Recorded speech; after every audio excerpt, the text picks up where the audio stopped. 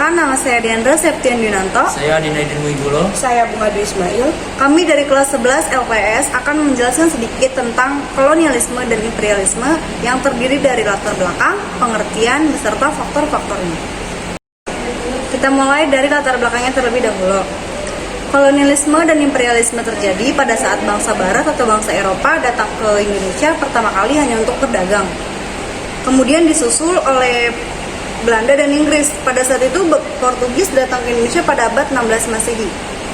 Nah, Belanda tercatat paling lama menguasai tanah di Indonesia, bahkan memonopoli perdagangan VOC. Indonesia atau saat itu masih dikenal dengan Nusantara, pada abad ke-14 merupakan negara yang terkenal di kalangan bangsa-bangsa Barat karena rempah-rempahnya. Rempah-rempah memiliki nilai jual tinggi di Eropa. Karena faktor tersebut, banyak bangsa Barat kemudian tertarik untuk menjelajah hingga ke Nusantara. Tercatat ada 4 bangsa Barat yang datang ke Nusantara, yaitu Portugis, Belanda, Inggris, dan Spanyol.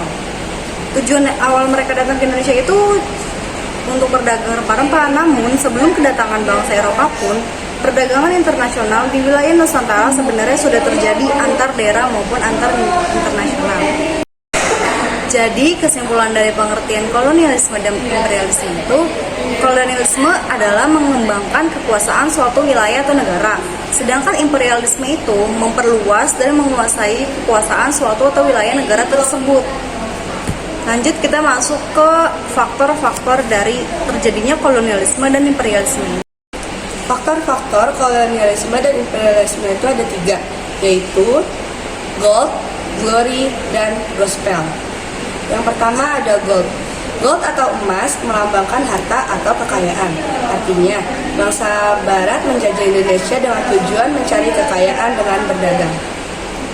Kekayaan itu tidak hanya sekedar emas, tetapi segala sesuatu yang berharga tinggi dan mahal. Contoh, rempah-rempah.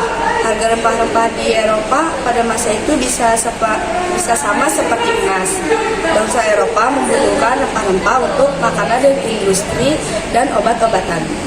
Dan yang kedua ada glory. Yang kedua ada glory. Glory dapat diartikan sebagai kejayaan. Artinya, bangsa Barat menjajah Indonesia dengan maksud mencari kejayaan dan meluaskan daerah jajahan. Di kalangan bangsa Barat, semakin banyak daerah yang mereka kuasai, maka negara tersebut akan semakin jaya. Dan faktor ketiga itu ada gospel. Gospel itu menyebarkan agama Nasrani. Jadi selain menjual atau berdagang rempah-rempah dan urusan geopolitik, bangsa Barat menguasai suatu wilayah juga dengan tujuan untuk menyebarkan agama Nasrani, yang karena pada saat itu bangsa Eropa dan atau bangsa-bangsa Barat menganut agama itu. Nah, tugas ini dianggap sebagai tugas suci yang memang harus mereka laksanakan ke seluruh dunia yang dipelopori oleh bangsa Portugis. Sekian penjelasan singkat dari kami. Kurang lebihnya mohon maaf. Wassalamualaikum